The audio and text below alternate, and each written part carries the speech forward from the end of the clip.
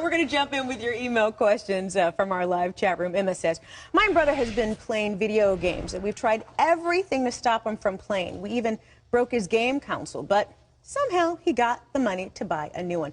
We told him he has an addiction, but he doesn't care. What can I do to convince him to stop playing these games? Oh, if you've got somebody obsessed with one thing, you have to give them something that they like better. And I don't know what it is you could get him to do, but he needs to get outside a little bit. Maybe a trip, you know, take him to some exotic location that he's never been if you can afford it. I mean, just anything to get him out of the house and away from those games, because they are addictive, and it'll destroy him because he won't have any physical strength. And the video games are very numbing.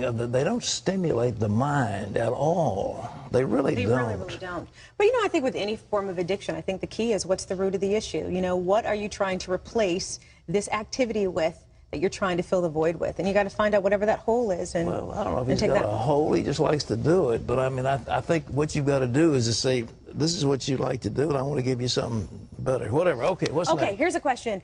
Gerald says, Pat, earlier today you ran a report about Muslims in Spain. The reporter mentioned that 7 out of 10 Muslims there consider themselves to be Muslims first rather than Spanish.